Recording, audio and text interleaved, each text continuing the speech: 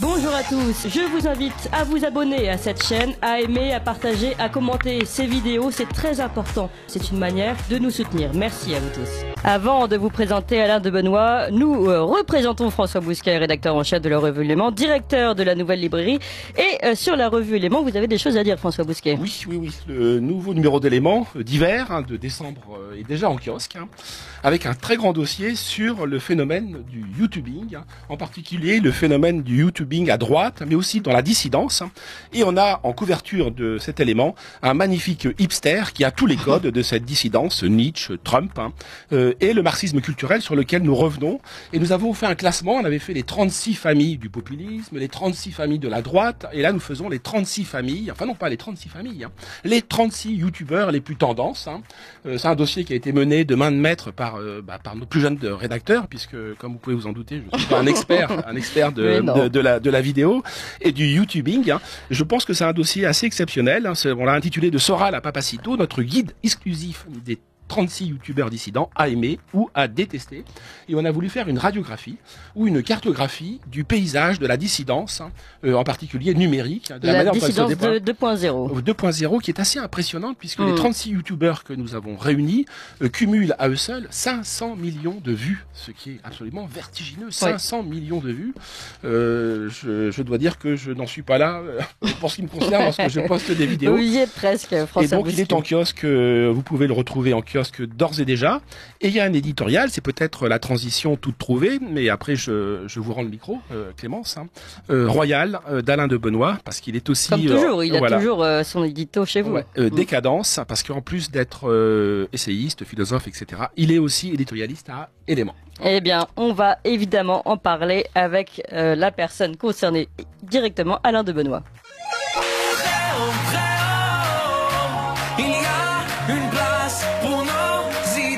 Vue de haut. Bonjour Alain de Benoît. Bonjour.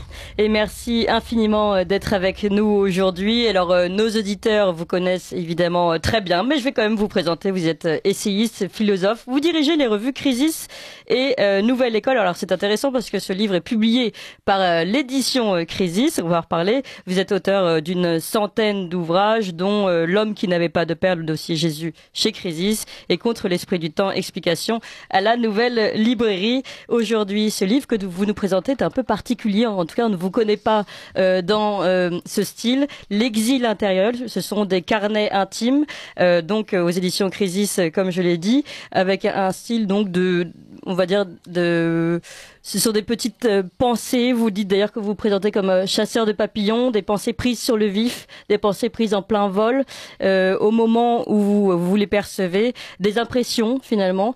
Et on ne vous connaît absolument pas dans ce style d'ailleurs, Alain de Benoît. Mais pour en parler, qui mieux que poser la question de la présentation à François Bousquet, votre éditeur. Oui, en effet, l'éditeur, parce que Crisis, les éditions Crisis sont un département de la Nouvelle Librairie, et Alain de Benoît m'a fait l'honneur de faire une postface à cet ouvrage. Pourquoi? Alors, l'exil intérieur, comme le disait Clémence Oudiakova, on est habitué à lire des choses plutôt impersonnelles de vous. Les choses personnelles sont assez rares. Il y a votre autobiographie intellectuelle, Mémoire vive, qui est également rééditée aux éditions Crisis, Nouvelle Librairie. Un livre qui s'appelle Dernière année, moi qui avait été l'occasion pour moi de vous rencontrer il y a de cela plus de 25 ans, à l'âge d'homme, qui étaient des notes pour comprendre le siècle, en tout cas une fin de siècle, il y a un siècle qui s'ouvrait. Mais c'est la première fois, je trouve, dans l'exil intérieur, que vous allez aussi loin dans la confession, dans l'intimité. Pourquoi ce choix? Le titre du livre, le vrai titre du livre que j'aurais aimé lui donner, c'était « Penser pour moi-même ».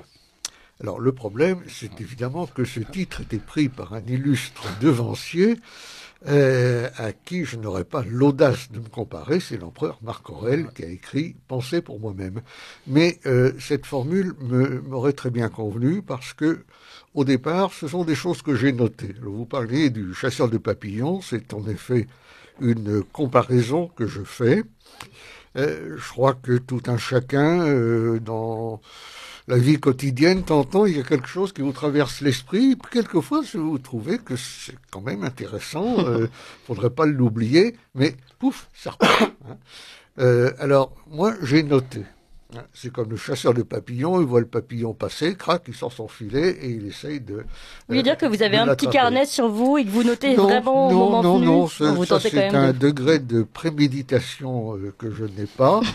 C'est selon les moments, un bout de papier qui traîne, un ticket de métro, une facture de restaurant, je note ça, je le recopie, j'empile, et puis au fil des temps, j'ai eu un gros carton comme ça, il y avait, ça s'étend quand même sur une bonne trentaine d'années. J'avais pas mal de choses, j'ai remis ça un peu au goût du jour, je l'ai repoli un peu, je l'ai sélectionné aussi, parce qu'il y a des choses qu'on a notées et qui finalement n'ont pas à la réflexion l'importance qu'on leur donnait. Donc voilà, c'est un ensemble très différent effectivement de ce que je publie habituellement, de réflexions, d'aphorismes, d'idées, de doutes parfois, de propos disons un peu mélancolique, mais il y a aussi des choses très très gaies et joyeuses. Même un petit peu humoristique, il faut le dire par moment. Parfois. Il y a aussi des jeux de mots, des confidences. Bon, cela dit, le livre s'appelle Carnet intime. Je ne déballe pas ma vie privée. Je ne suis pas du tout exhibitionniste de ce point de vue-là. J'ai même mis très très longtemps à être capable d'écrire « je » dans un texte de ma composition. Mais là, bon, voilà, je livre ça à ceux qui ont envie de mieux vous connaître. Oui, d'aller voir un petit peu derrière le discours théorique, idéologique, philosophique, le livre, Ecce Homo, comme disait Nietzsche. Mais pourquoi ce titre? Alors, bien sûr, donc le Penser pour moi-même, ça a été pris par Marc Aurèle et par les Antonins, donc c'est préempté. Hop, on peut plus y toucher. Mais vous avez choisi un titre qui est quand même très très suggestif, l'exil intérieur. On pense évidemment à Junger, qui est un de vos auteurs de chevet, à l'émigration intérieure en Allemagne pendant la guerre, sous le Troisième Reich. Mais pourquoi cet exil intérieur? Parce que qu'est-ce qui fait de vous cet exilé? Je ne crois pas que ce soit quelque chose de bien particulier. Je suis convaincu que beaucoup de gens se sont sentis exilés chez eux, exilés dans leur époque. Je le disais dans un entretien récemment, j'appartiens à une génération qui, précisément, en l'espace d'une génération, a quasiment vu disparaître une religion, un pays et une culture, ce qui est quand même beaucoup. Pourquoi exil? Parce que je me sens étranger. Finalement, on parle beaucoup de la question des étrangers en France. Je me range sans hésitation parmi les étrangers, mais dans une catégorie un petit peu d'une autre espèce spéciale, des habitants de souche qui ne se sentent plus chez eux. Et quand je dis qu'ils ne se sentent plus chez eux, ce n'est pas en référence seulement aux problèmes d'immigration, car il n'y a pas que ça quand même dans l'actualité, mais qui tout simplement se sentent étrangers à la façon d'être de la plupart de leurs contemporains, étrangers à l'esprit du temps, étrangers à l'idéologie, ce qu'on peut appeler l'idéologie dominante, et qui sortent de chez eux le matin en se disant sur quoi est-ce que je vais encore tomber, n'est-ce pas? Alors, c'est une façon, en le disant, évidemment, de se réapproprier quelque chose. Notre être intérieur, il existe aussi, notre authenticité, elle existe aussi. Donc, c'est dans cet espace contrasté que naissent à la fois la mélancolie, parfois le désespoir et une certaine forme de bonne humeur et d'espoir. Autant de tonalités qui affleurent dans l'exil intérieur. Il y a une tonalité crépusculaire et joyeuse parallèlement, légère, le chasseur de papillons, et profonde. Sur cette question de l'étranger, est-ce que ce qu'il y a de plus étranger en vous, c'est l'étranger à l'époque? Oui, certainement. Vous savez, c'est l'étrangeté dont parlait Freud. Quelque chose qui fait que c'est d'autant plus étranger que vous êtes quand même dedans. hein. C'est exactement comme lorsque on critique la modernité. Hein. Je ne me suis pas privé de critiquer la modernité, les thèmes, les mi-thèmes de la modernité, mais je sais bien aussi que je suis un moderne, n'est-ce pas? Si on y était totalement étranger, on serait mort. Hein. Si on vit dedans tout en se sentant mal, c'est que on sait bien que au contact de la maladie, on a quand même dû attraper quelques microbes. Hein. Ouais. D'où cette étrangeté intime. Ouais. Pour après, on passera à d'autres sujets. Pardonnez-moi, Clémence, mais sur cette question de l'époque, vous allez avoir 79 ans au mois de décembre et 80 ans l'an prochain. Si je dis ça, c'est qu'il y a derrière vous 60 ans de vie intellectuelle. Hein. Je veux dire, c'est considérable, 60 ans de vie intellectuelle, c'est 120 livres, 850 entretiens, et parce que j'ai vérifié mes fiches, hein, et 2000 articles. Hein. Je pense qu'une œuvre, c'est aussi à la peser. Donc l'œuvre, elle est là. Mais qu'est-ce qui vous frappe en 60 ans de vie intellectuelle, hein? On a avancé, on a reculé. Est-ce qu'il y a un progrès de la tolérance, de l'intolérance? Est-ce qu'il y a des grands penseurs? Oui, on peut bien entendu gloser, comme l'ont fait déjà beaucoup de gens, à juste titre d'ailleurs, sur l'appauvrissement de tout finalement, l'appauvrissement de la culture, l'appauvrissement de la lecture, l'appauvrissement de la langue et du vocabulaire. L'absence de débat, le fait que tenez, je vais vous donner une anecdote. Pas plus tard qu'hier soir, j'étais à lire dans un café, et il y a quelqu'un qui est venu me parler, un type d'une soixantaine d'années. Il me dit vous êtes en train de lire, moi aussi je suis grand lecteur. Alors la discussion s'est engagée là-dessus, et puis il me dit à un moment moi ce que j'aime, c'est les grands humoristes, Raymond DeVos par exemple, cette connaissance de la langue, ça c'était formidable. Je lui dis oui, c'était formidable, mais vous auriez Raymond DeVos aujourd'hui, il n'aurait pas de public parce que personne ne comprendrait ce qu'il veut dire. Et le gars s'arrête et il me dit ah ben oui, j'avais pas pensé à ça. Hein. Voilà, il y a un appauvrissement. Hein. Et un appauvrissement de débat. Et puis, je dirais que tout simplement, c'est l'intériorité qui manque.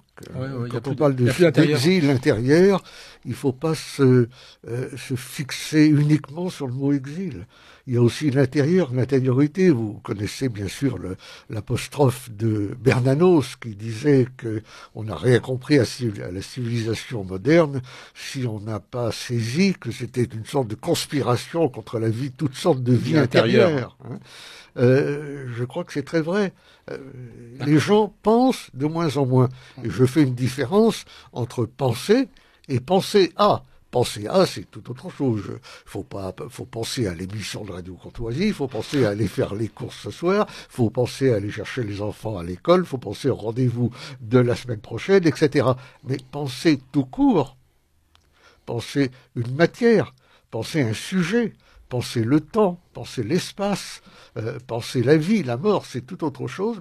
Ce type de pensée s'effiloche aujourd'hui parce que on est sollicité par du bruit, un bruit de fond. Il n'y a pas un endroit où on vous laisse tranquille, sinon si on se claque-mur chez soi. Ça, je crois que c'est très très important. Et bon, voilà, Cioran, qui m'a précédé dans ce genre d'écrit, l'avait dit d'ailleurs de façon superbe. Ouais. Et je me permets, il y a un paradoxe, moi, qui me frappe dans cet exil intérieur, c'est que vous êtes un intellectuel, hein, vous avez une œuvre qui vous appartient, une œuvre en propre, hein, mais vous êtes aussi, et peut-être avant tout, me semble-t-il, hein, et ce depuis 60 ans, l'homme de plusieurs aventures collectives. Et la plus importante, c'est le Grèce, hein, et la Nouvelle Droite, hein, à partir des années 1970. Hein. Vous êtes un homme de revue, Clémence l'a rappelé, Nouvelle École, Crisis, Éléments. Donc vous êtes un intellectuel aussi collectif. Hein. Donc par définition, cet exil ne peut pas être seulement intérieur. Il y a aussi une dimension extérieure. Hein. Vous appartenez à cette famille. Hein. Ne vous en déplaise, puisque c'est vous. En quelque sorte, c'est vous qui l'avez porté sur les fronts baptismaux. Ça ne me déplaît absolument pas. Je suis enchanté de faire partie de cette famille et d'avoir participé à cette aventure collective qui est une très belle aventure, d'autant qu'elle se poursuit toujours aujourd'hui. Cela dit, il y a les deux, bien entendu. Si engagé que l'on soit dans une aventure collective, on n'est pas des clones. On ne fonctionne pas par réflexe conditionné. Et si on le fait, alors là, on déchoit de son rôle de penseur et d'intellectuel, parce que on se réfère à un nous commode, pour dire nous pensons que, parce qu'en réalité on présume que tout le monde doit penser ça. Bon, non, il y a les deux dimensions. Et il y a forcément une dimension personnelle, intérieure, qui est irréductible à quoi que ce soit d'autre. Il faut bien entendu, c'est comme le conducteur du quadrige, il faut tenir toutes les rênes en même temps. François Bousquet le disait à l'instant, effectivement, j'ai beaucoup publié. Je n'en tire pas gloire particulière, c'est pas une question de quantité. François disait, ça pèse, oui, ça pèse. Mais il vaut mieux écrire un livre absolument génial, évidemment, que 200 livres médiocres. Je suis bien conscient de cela aussi. Bon.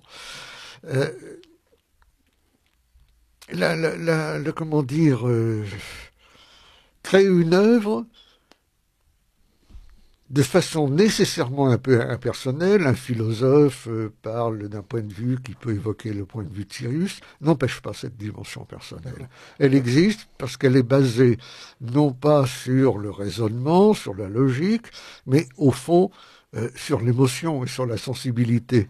Mais là, ça apparaît encore plus clairement dans l'exil intérieur, oui, alors que c'est vraiment en arrière-plan dans le reste de l'œuvre. Ben, je dis dans une petite pensée très brève, ce qui me meut, c'est ce qui m'émeut.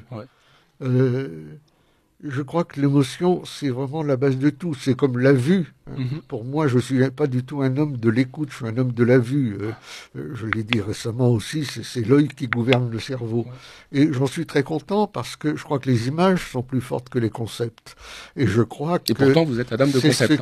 Absolument, mais c'est ce qui me prémunit contre un défaut classique des intellectuels, qui est d'être dans l'abstraction pure, dans l'empirée des idées pures, et d'être au fond indifférent aux faits. Moi, je pars toujours des faits pour remonter vers une interprétation plus théoricienne, plus abstraite, mais je suis toujours hanté sur le réel.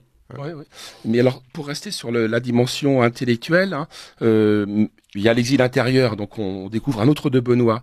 Mais qu'est-ce que vous avez voulu faire comme penseur, comme intellectuel? Moi, j'ai en tête un autre livre que nous avions édité avec Dimitrievitch à l'âge d'homme, et qui me semble en partie résumer l'objectif qui a été le vôtre pendant 60 ans, pendant ce dernier demi-siècle. C'est critique, donc c'est établir une critique de la modernité.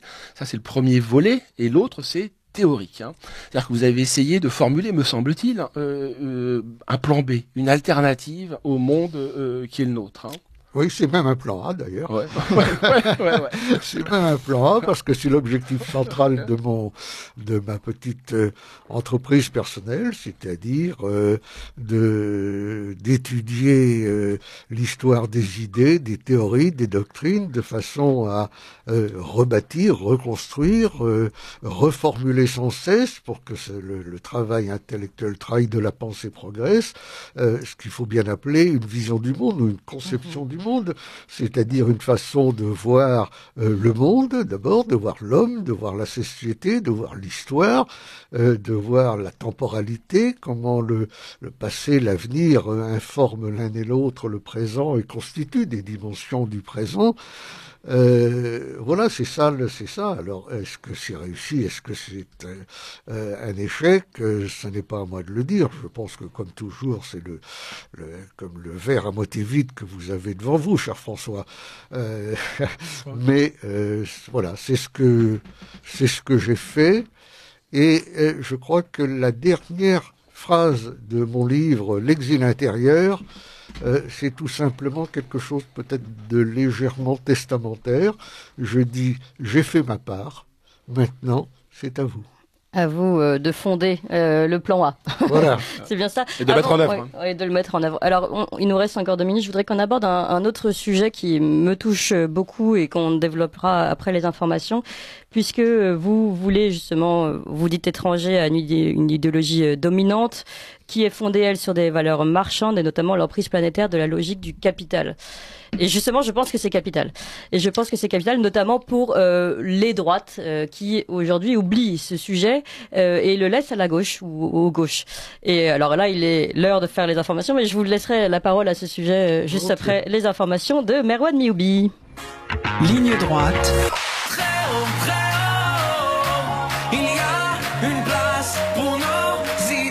Vue de haut.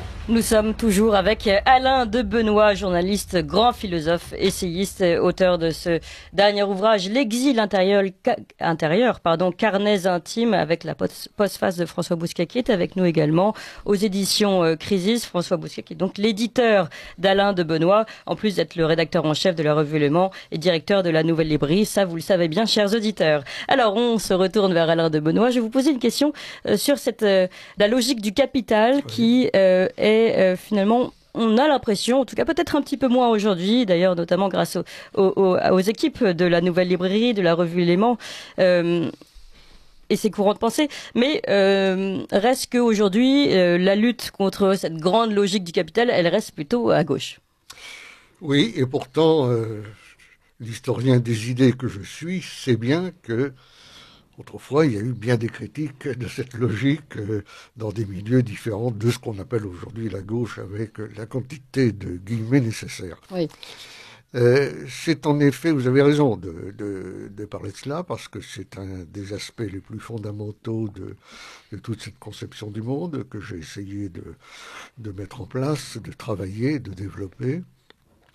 C'est que l'idéologie dominante, dont on disait un mot tout à l'heure, au fond, c'est le règne de la quantité, c'est-à-dire le règne des valeurs marchandes, le règne de l'argent, on peut dire ça de façon plus savante, le règne de l'axiomatique de l'intérêt, de la logique du profit, de la suraccumulation de l'argent qui se nourrit de lui-même, et ainsi de suite. Mais ce que je trouve vraiment désespérant, c'est que tant de gens qui se disent de droite, avec la même quantité de guillemets,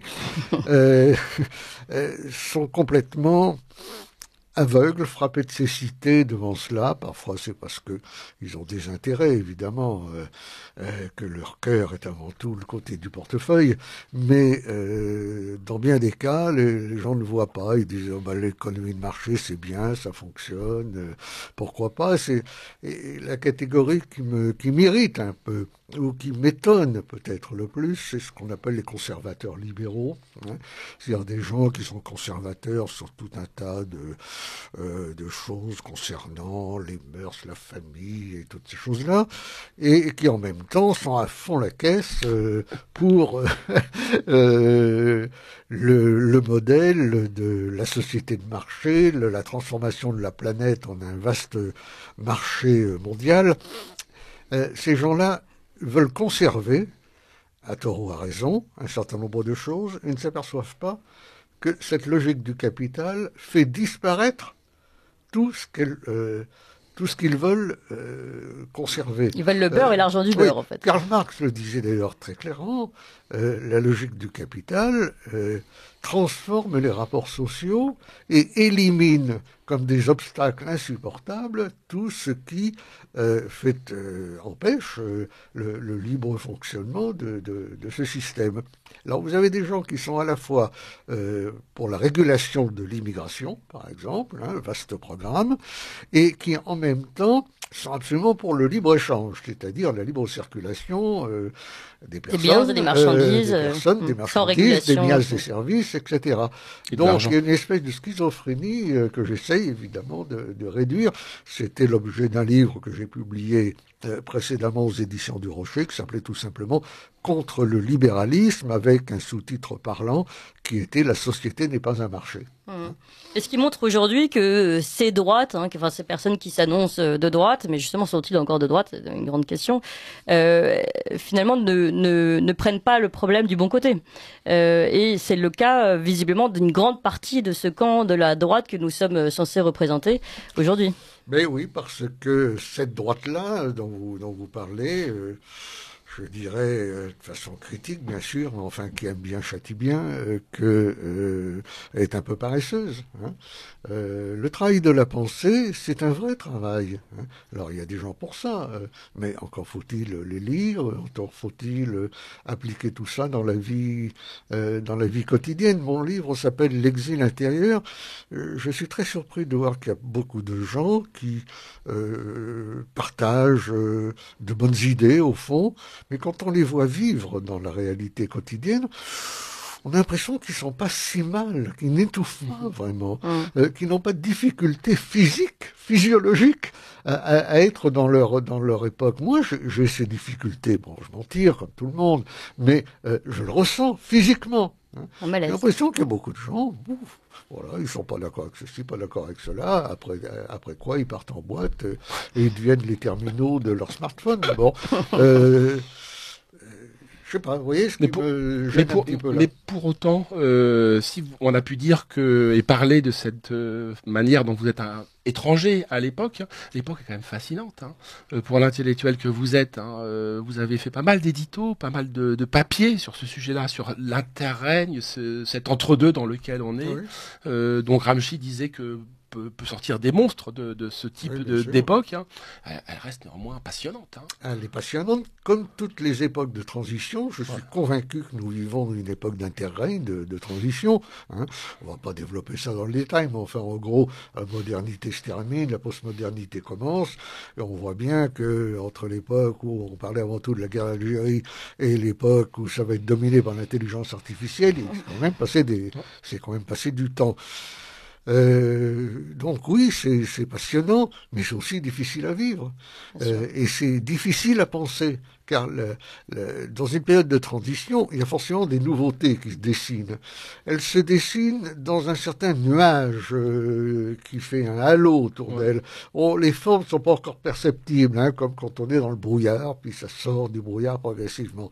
Et la grande tentation dans ces cas-là, c'est d'analyser le nouveau avec des outils conceptuels obsolètes, c'est-à-dire des outils qui appartiennent au passé, qui fonctionnaient dans le passé, mais qui ne fonctionnent plus. Alors, si vous regardez devant vous uniquement pour regarder le rétroviseur, vous allez finir par rater un virage. Hein.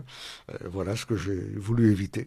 Il y a le danger également du progrès technique, qui en soi est toujours un nouveau progrès, une nouvelle aide par exemple dans la médecine pour sauver telle et telle maladie, et en même temps qui nous entraîne dans une perpétuelle fuite en avant. Je pense qu'il faut distinguer. Et là, c'est très difficile de mettre la progression et le progrès. Si vous voulez, la progression, il y a des tas de choses qui s'améliorent. On est très content que ça s'améliore. Vous parlez dans un très bon micro, et demain, s'il y a un micro encore meilleur, vous allez l'utiliser parce que ça rendra votre émission encore plus percutante. On vient de les changer déjà, ils sont remarquablement beaux. Donc, il y a des progressions, et puis il y a autre chose qui est l'idéologie du progrès. L'idéologie du progrès telle que se formule au XVIIIe siècle notamment, c'est l'idée que par nécessité historique, l'avenir est toujours meilleur, le nouveau est toujours supérieur à l'ancien, de telle façon que tout ce qui se rattache au passé, de l'ordre de la tradition, de l'héritage, de l'appartenance, n'a strictement rien à nous dire. C'est ça l'idéologie du progrès. Et conjointement, l'idée que le progrès technique va aller de pair avec un progrès moral de l'humanité. Alors évidemment, c'est une espérance qui s'est heurtée à quelques douches froides dans le courant du XXe siècle, mais il y a toujours des gens qui, lorsqu'ils sont au fond du trou, continuent à creuser plutôt d'essayer de sortir du puits. Alors je reviens un tout petit peu, je reviens au livre, hein, à moins de rester sur le terrain politique, hein, parce que cette œuvre, la vôtre en l'occurrence, c'est un procès, moi me semble-t-il, de l'individualisme, du libéralisme et de l'universalisme. Hein. Je crois qu'à travers ces trois thèmes, hein, on arrive quand même à dégager l'armature, l'architecture de votre œuvre. Hein. Mais cet exil intérieur, moi, me passionne aussi. Une de vos divinités fétiches, c'est Janus. Hein. C'est l'unité des contraires. On parle du passé et de l'avenir, de la droite et de la gauche, des hommes et des femmes. Et le livre est frappant. Il y a chez vous cette unité des contraires. Moi, je trouve que vous êtes un romantique, hein, mais avec une écriture classique. Hein. Vous êtes français et européen. Oui, je pense que le côté Janus bifronce pour ce qui est du style romantique ou de la pensée romantique et du style classique est tout à fait exact. Mais ça va un peu plus loin. C'est-à-dire que dans mon système de pensée personnel, je n'aime pas beaucoup les dichotomies. Je les trouve toujours un peu arbitraires. Hein. Alors ça aide quand vous parlez de droite et de gauche, bon ça aide, mais en fait quand vous étudiez les droites et les gauches, vous apercevez à quel point c'est plus nuancé, plus Bien compliqué. De même, la coupure de l'âme et de l'esprit, ce genre de choses qui nous vient notamment de cartésianisme, l'inné et l'acquis, enfin vous voyez, ces catégories, je crois qu'à un certain moment, ça se rejoint, ça se mêle, heureusement, parce que ça donne naissance à des formes nouvelles, à des épanouissements inédits. Et de même, quand on parlait de la décadence tout à l'heure, quand on est sur cette thématique, le déclin, d'avoir le sentiment que nous vivons quelque chose qui se termine, l'idée qui surgit en moi en même temps, c'est que si ça se termine, c'est que ça commence. Hein. Dès l'instant où quelque chose touche à sa fin, où la nuit devient la plus noire, il y a forcément une aube qui c'est l'Apocalypse, la révélation. Hein, voilà. Et par conséquent, c'est sans fin. Hein. L'histoire est toujours ouverte. Voilà, ça c'est la bonne nouvelle.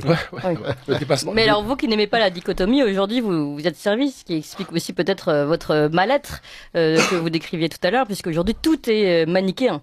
Absolument tous les modes de pensée aujourd'hui, on a les complotistes et ceux qui parlent dans le vrai, on a le bien et le mal, enfin voilà, on a tout cela, et je trouve même qu'on a la diabolisation d'une manière générale, qui est une espèce de langage néo-ecclésiastique, d'inquisition programmée. Et puis, comment dire, je trouve qu'il y a une sorte d'hystérisation des débats aujourd'hui. Le moindre pet de lapin se transforme en bombe atomique. C'est la montée aux extrêmes en permanence. On voit ça à l'Assemblée nationale, on voit ça avec les fameux éléments de langage dont servent les communicants. Un mot de travers et tout de suite c'est des procès d'intention. La caisse de résonance des réseaux sociaux. Qui doit avoir une sorte de retentissement planétaire.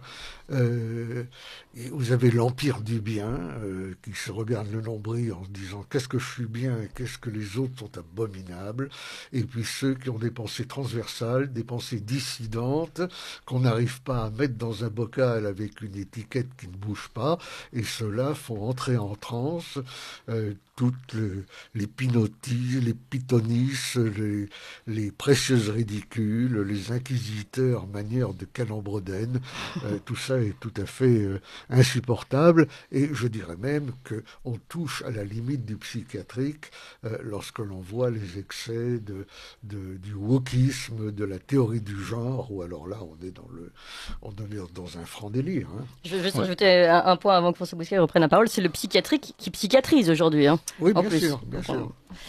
Mais ce monde-là n'est pas appelé à durer. Cette folie-là n'est pas appelée à durer.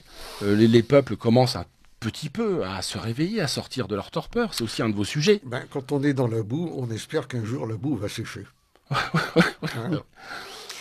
Il y avait une phrase, je me souviens, en 1968, le veau d'or est toujours debout.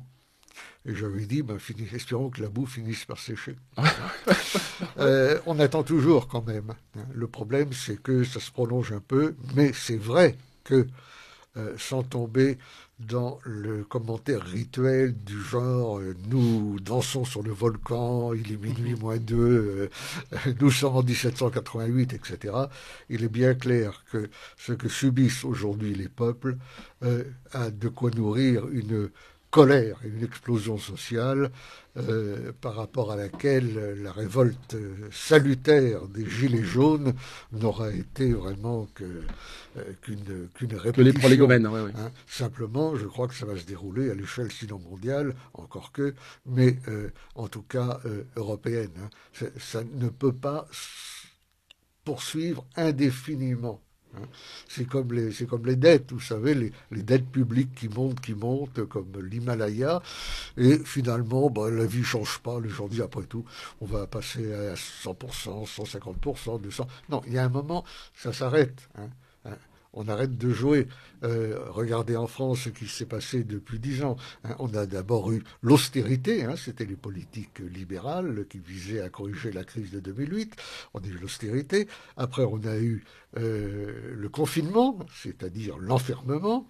Et maintenant, on a la sobriété, c'est-à-dire le rationnement. Hein, et c'est pas fini. Donc, il y a quand même rajouté là-dessus la crise de l'emploi, les usines qui ferment, la précarité qui devient le régime général de la vie sociale, les liens organiques sociaux qui se sont défaits.